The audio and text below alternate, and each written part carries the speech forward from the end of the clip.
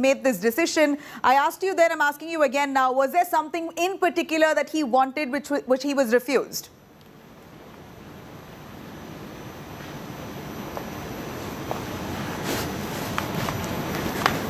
Supriya, if you can hear us. All right, I'm going to try and patch Supriya there. Paulami still stays on with us. She's at the BJP office. Remember, at 2:30 p.m. is when the BJP has confirmed that RPN Singh will be formally inducted into the BJP. Paulami, give us an insight. What does the BJP have in mind for RPN Singh? Of course, this comes as a massive political one-upmanship for the BJP, undoubtedly bragging rights for them now that RPN Singh, Congress heavyweight, a Gandhi family loyalist, has joined them or will be joining them in moments from now. It comes as a moment for the BJP to thoroughly boast ahead of Uttar Pradesh polls. Anything specific that the BJP has in mind for RPN Singh? Well, Nabila, we are yet to find out as to what the BJP has offered RPN Singh.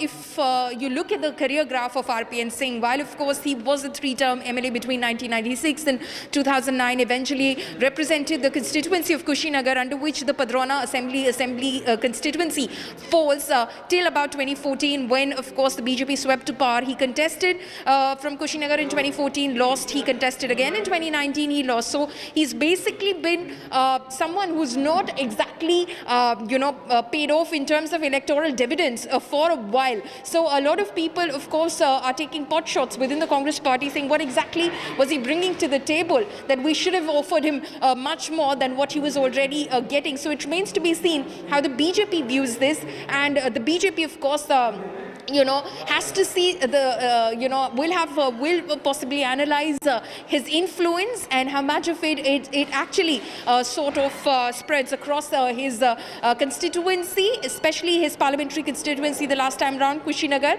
in which Padrauna falls. So is it limited just to Kushinagar?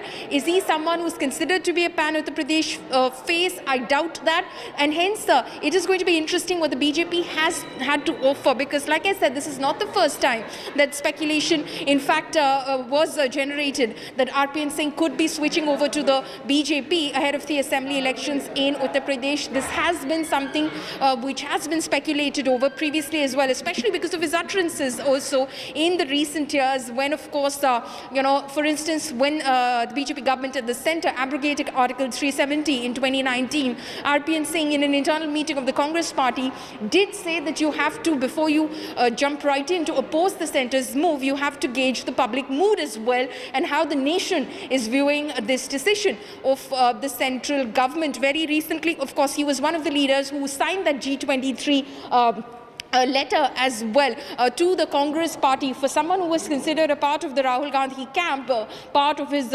generation of young Turks of the Congress party, he was voicing his own opinion, which was not exactly in sync with the party, and specifically that with Mr. Gandhi. For instance, I beg your pardon, in 2019 at one of the CWC meetings, he said that we can attack the policies and the programs of the BJP government, but let's not take personal pot shots at Prime Minister Modi. That did not go down very well with Rahul Gandhi, who is known to attack the Prime Minister quite directly on social media and otherwise as well.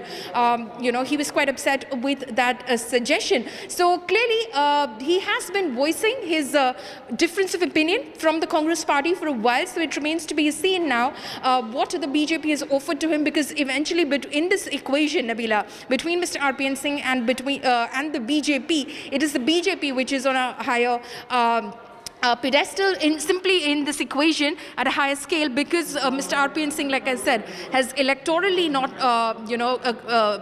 won for a very, very long time. So what he brings to the table, whatever he brings to the table, will be analyzed by the BJP, because like I said, the understanding is that his influence is limited to Kushinagar constituency itself, parliamentary constituency itself. So for someone like that, what the BJP has to offer, it remains to be seen. When Jitin Prasada came into the party, Party as well last year. Again, it was known that Jitin Prasada's influence did not exactly spread across the entire state of Uttar Pradesh in terms of caste politics, but he was, of course, inducted into the Yogi cabinet as was anticipated at that point of time. Mr. RPN Singh, we of course believe that he wants a role at the center, but will the BJP want him to go back to his assembly constituency of 1996 to 2009, Padrauna, and contest the assembly elections to prove his mettle?